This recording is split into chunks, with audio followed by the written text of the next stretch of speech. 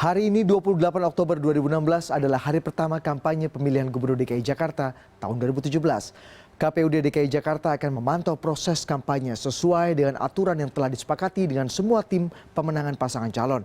Besok KPUD DKI Jakarta akan memulai proses kampanye dengan penyelenggaraan deklarasi kampanye damai di kawasan Monas yang rencananya dihadiri oleh seluruh pasangan calon gubernur dan wakil gubernur.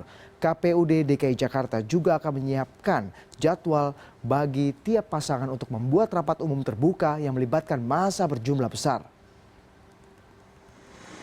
Hari ini kita memulai masa kampanye tanggal 28 Oktober sampai dengan 11 Februari. Nah, di DKI Jakarta kita ingin mengawali kampanye itu dengan deklarasi kampanye damai yang insya Allah akan kita selenggarakan besok pagi di Monas gitu. Itu semua pasangan calon akan hadir, kemudian nanti akan disertai dengan penandatanganan komitmen deklarasi kampanye damai. KPU nanti akan membuat jadwal yang terkait dengan rapat umum, ya pengerahan massa yang ribuan jumlahnya. Nah, kami membatasi jumlah massa maksimal yang bisa dikerahkan oleh tiap-tiap pasangan calon itu sekitar 100.000. Calon Gubernur Anies Baswedan memanfaatkan hari pertama kampanye untuk berkunjung ke pasar tradisional, sedangkan Jarod Saiful Hidayat melakukan salat Jumat keliling di kawasan Pasar Rebo. Sementara itu pasangan Agus dan juga Silvi belum melakukan kampanye karena tim pemenangan mereka masih melakukan konsolidasi. Kampanye Anies Baswedan ke pasar tradisional merupakan salah satu langkah untuk menjalankan revitalisasi pasar yang menjadi program utamanya jika terpilih sebagai Gubernur DKI Jakarta. Anies berjanji akan menciptakan pasar tradisional yang bersih, nyaman, mudah dijangkau, dan memiliki fasilitas yang lengkap. Terkait harga bahan pokok, Anies juga berjanji akan memperbaiki sistem distribusi untuk menurunkan harga. Sementara itu calon wakil gubernur DKI Jakarta Jarod Saiful Hidayat menjalankan sholat Jumat bersama warga di Masjid Jami Al-Mujahidin di kawasan Pasar Rebo, Jakarta Timur. Sholat Jumat keliling ini sudah biasa dia lakukan sejak menjabat sebagai wakil gubernur sehingga dia membantah jika kegiatan ini disebut kampanye. Meski demikian, Jarod memanfaatkan kegiatan ini untuk memantau kebersihan lingkungan di sekitar perumahan warga. Sementara itu calon gubernur DKI Jakarta yang diusung 4 partai koalisi Cikeas, Agus Harimurti Yudhoyono, belum melakukan kampanye. Tim pemenangan Agus Silvi masih melakukan konsolidasi dan persiapan kegiatan untuk 1 minggu ke depan. Pada Jumat siang, Agus melakukan sholat Jumat di Masjid Sunda Kelapa, Jakarta Pusat dan berdialog dengan wartawan terkait peringatan Sumpah Pemuda. Harta, ilmu, detail, jabatan, sarana. Untuk mengelaborasi lebih jauh lagi apa saja kegiatan para cagup dan cawagup di DKI Jakarta di hari pertama kampanye ini, kami sudah terhubung dengan 3 orang produser lapangan kita. Ada Fani Imaniar, ada Fitria Sungkar, dan juga ada Nur Aspasya di posko kemenangan atau posko pemenangan masing-masing calon. Ada Fitria Sungkar nampaknya ada di Wisma Proklamasi di Menteng. Fitri, hari ini kabarnya Agus Silvi tidak melakukan, Fani dulu, Fani ada di Wisma Proklamasi. Fani, hari ini Anda kabarnya tim Agus Silvi akan melakukan konsolidasi tim pemenangan. Ya, apa saja yang kemudian dibicarakan dalam konsolidasi ini, dan hari pertama ini memang tidak ada kegiatan kampanye apa-apa dari pasangan ini?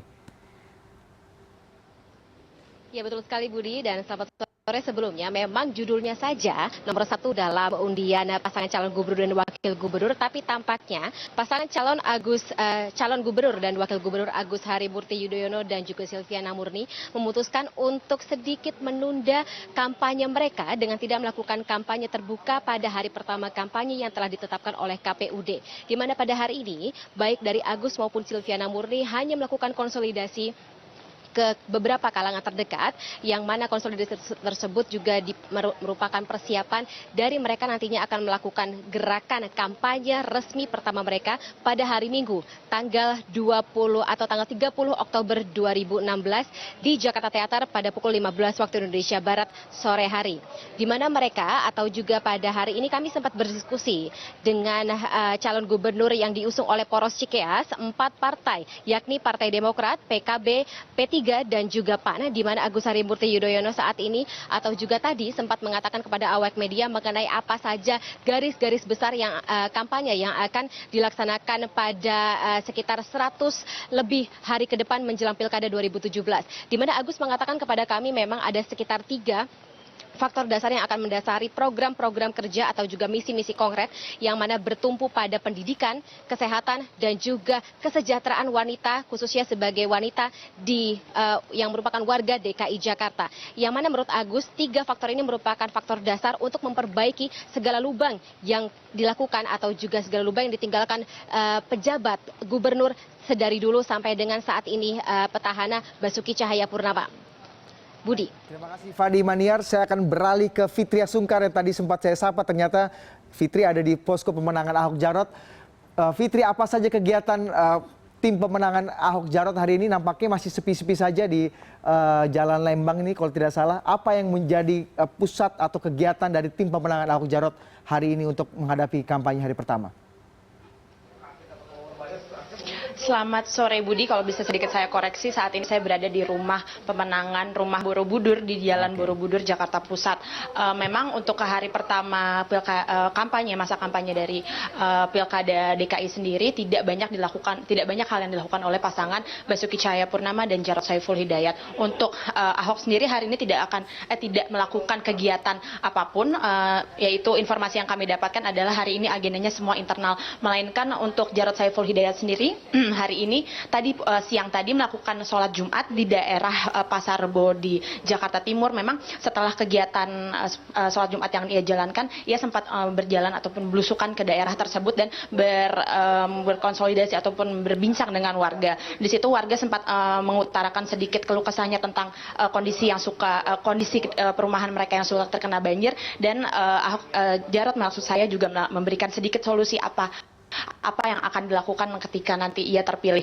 Namun yang menarik adalah Budi, ia mengatakan bahwa kegiatan yang dilakukan tadi siang bukanlah bagian dari kampanye. Ia datang atas nama pribadi dan bahkan ia tidak mengetahui bahwa hari ini sudah diperbolehkan untuk dilakukan kegiatan kampanye. Ia sendiri mengatakan bahwa ada kemungkinan kegiatan kampanye yang dilakukan akan dimulai pada hari Minggu besok. Budi. Baik, Fitria Sungkar dari posko pemenangan Ahok Jarot di Jalan Borobudur, Menteng, Jakarta Pusat. Kita beralih ke Nur Aspasya yang saat ini ada mungkin di posko pemenangan Anies Sandi. Apa yang bisa Anda laporkan, Sisi, terkait dengan kegiatan pasangan ini? Apakah hari ini ada belusukan atau mungkin ada konsentrasi tim kampanye yang untuk melakukan rapat konsolidasi misalnya? Ya, selamat sore Budi. Saat ini tepatnya saya sedang berada di kawasan Ragunan karena Anies Baswedan akan melakukan kunjungan untuk menyapa sejumlah pemuda di kawasan ini.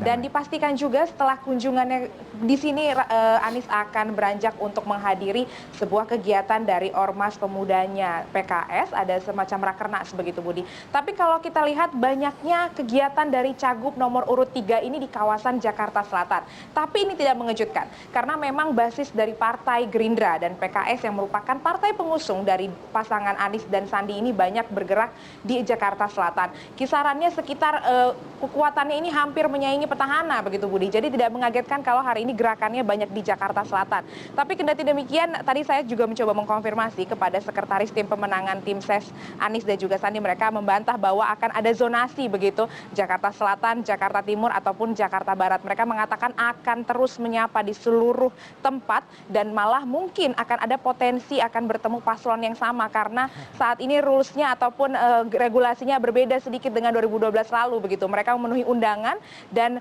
tentu akan mengalir saja dengan undangan-undangan masyarakat, tapi mereka akan menghindari sejumlah poin termasuk salah satunya untuk mengunjungi orang-orang sakit yang diyakini atau berpotensi akan dipolitisasi oleh orang yang tidak menyukai pasangan Anies dan juga Sandi ini. Budi. Jadi belusukan masih menjadi salah satu poin yang menjadi andalan dari pasangan Anies Sandi. Saya akan kembali ke Fani Maniar dulu. Fani, besok akan diselenggarakan deklarasi kampanye damai oleh para kandidat calon gubernur dan calon wakil gubernur DKI Jakarta. Apa persiapan pasangan Agus dan Silvi terkait dengan deklarasi kampanye damai dan juga komitmen terutama untuk menyelenggarakan kampanye yang damai dan bebas dari unsur sara? Iya. Budi, tapi sebelumnya mengingat atau juga menyangkut pada pernyataan Sisi tadi bahwa akan ada sedikit pertemuan antar para pasangan calon dalam melakukan kampanye mereka ke depannya. Ini juga menarik bahwa tadi calon gubernur Agus Harimurti Yudhoyono mengatakan tidak perlu takut jika akhirnya atau juga pada kedepannya bisa bertemu dengan dua dari pasangan calon atau juga gubernur dan wakil gubernur yang menjadi saingan mereka dalam kontestasi Pilkada 2017, di mana mereka baik dari pasangan calon, maksud kami dari Agus dan juga Silvi ini mengatakan bahwa mereka akan tetap menyetujui atau juga mengikuti peraturan yang telah ditetapkan oleh KPUD dalam melakukan deklarasi kampanye damai dengan tidak menggunakan unsur-unsur yang dapat menyebabkan kontroversi dan juga perpecahan di antara warga DKI Jakarta. Sementara untuk persiapan di kampanye atau juga deklarasi damai pada besok di Monas hari Sabtu tanggal 29 Oktober 2016 dari juru bicara tim kampanye pemenangan Agus Silvi, Riko Rustombe tadi mengatakan bahwa memang mereka sudah menyiapkan berbagai macam atribut baik dari leaflet, baliho, spanduk dan juga ini yang menarik dan kita akan tunggu apabila benar akan disediakan, mereka menyiapkan balon udara sebagai salah satu media untuk melakukan deklarasi damai tersebut di Monas. Dan hal ini juga tentu saja dikatakan oleh Riko Rustombe sebagai salah satu yang sudah persyaratan yang telah ditetapkan oleh KPUD dan mereka masih akan mengatakan masih akan berjalan di jalur-jalur hukum yang telah ditetapkan oleh payung dari peraturan KPUD maupun juga Bawaslu DKI Jakarta. Seperti itu. Fani, berapa masa yang kemudian akan disiapkan oleh tim pasangan Agus Silvi ini untuk bisa dibawa atau diboyong pada saat deklarasi damai? Targetnya berapa? Ya lucunya Budi, Riko mengatakan ini merupakan surprise. Dikarenakan memang masa atau juga mereka masih mengumpulkan menggalang masa di mana mereka menargetkan ada sekitar lebih dari 3.000 masa yang akan mengikuti deklarasi damai, tapi tampaknya ini memang belum menjadi suatu hal yang mutlak dikarenakan memang masih bisa berkurang atau juga diharapkan bisa lebih. Namun seperti kata Riko Rustombe tadi bahwa ini akan menjadi surprise pada esok deklarasi damai di Monas. Fani Maniar dari tim pemenangan Agus Silvi, saya kembali ke Fitria Sungkar di tim pemenangan Ahok Jarot. Fitri, pertanyaan yang sama untuk Anda. Apa persiapan dari tim Ahok Jarot sendiri untuk melakukan deklarasi kampanye damai besok dan komitmen untuk menjauhi SARA, dan kira-kira berapa target masa yang kemudian akan dikumpulkan oleh pasangan ini untuk datang ke deklarasi damai besok? Ya Budi, untuk persiapan deklarasi kampanye damai besok memang sejauh ini dari tim pemenangan sendiri belum ada detail lebih mengenai apa saja yang sudah dipersiapkan. Namun jika saya sedikit menarik ke belakang, seringkali ketika di hari di mana pengambilan nomor urut pasangan calon gubernur sendiri, Jarod Saiful Hidayat sempat berbicara dan mengingatkan kepada semua pendukung Ahok Jarot sendiri karena menuju kampanye yang nantinya akan berlanjut hingga 11 Februari 2017 mendatang, ia meminta khususnya kepada para pendukung untuk melakukan kampanye yang tenang begitu, karena kita ketahui bersama dari posisi Ahok Jarot sendiri sebelumnya yang sudah pernah berada di posisi gubernur dan wakil gubernur, ia menginginkan bahwa kegiatan yang dilakukan oleh pasangan ini bisa merangkul semua sisi ataupun semua elemen masyarakat yang ada di Jakarta. Memang kembali kita tarik sedikit ke belakang, ada sedikit isu SARA yang sedikit menimpa pasangan ini, namun yang ditekankan oleh Ahok dan juga Jarot bahwa masyarakat Jakarta itu masyarakat yang beragam dan diharapkan bahwa para pendukung yang mendukung pasangan ini bisa memberikan dukungan ataupun memberikan suara-suara yang positif gitu, tidak mencoba untuk memecah belah. Dan untuk target pemenang, untuk target masa yang dibawa sendiri mungkin untuk angka pasti saya belum bisa mengkonfirmasi ada berapa jumlahnya yang akan dibawa. Namun jika kita berkaca dari masa yang dibawa pada saat kemarin mengambil waktu pasangan Ahok Jarot ini mengambil nomor urut untuk pasangan calon gubernur dan wakil gubernur, ada mungkin lebih dari 2.000 masa diperkirakan akan ikut mengikuti proses deklarasi kampanye damai esok hari. Budi. Baik, terima kasih Fitri. Sekarang yang terakhir akan kembali kepada Sisi. Sisi, pertanyaan yang sama untuk Anda. Bagaimana komitmen pasangan Andi Sandi ini terkait dengan kampanye damai dan juga komitmen untuk menjauhi SARA? Karena kalau kita ketahui Sisi, berkaca pada pengalaman beberapa waktu yang lalu, ada beberapa anggota tim pemenangan Anies dan Sandi yang juga ikut dalam demonstrasi bernuansa SARA yang ada di ibu kota Jakarta. Bagaimana komitmennya untuk menghadirkan kampanye yang damai dalam Pilkada DKI Jakarta? Ya Budi, terkait dengan persiapan deklarasi besok, tampaknya mereka sudah mempersiapkannya jauh-jauh hari. Setidaknya ada sekitar 300 massa estimasinya yang akan dibawa dalam iring-iringan esok. Dan ada 2 mobil hias yang akan membawa sejumlah atribut yang akan membawa atribut Anies dan juga Sandi. Tapi dipastikan bahwa iringan-iringan ini tidak akan membuat macet dan juga tidak akan membuat bentrokan ataupun mengganggu deklarasi tersebut.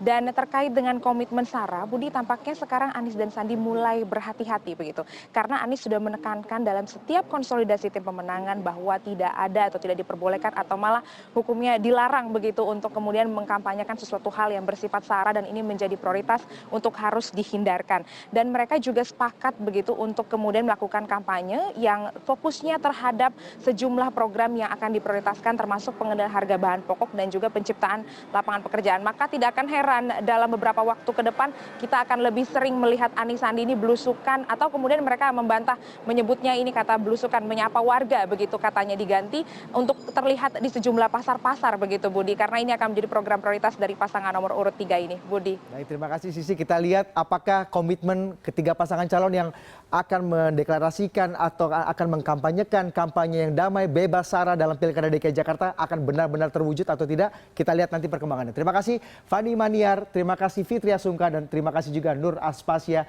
dari Posko Pemenangan 3 kandidat gubernur dan wakil gubernur DKI Jakarta.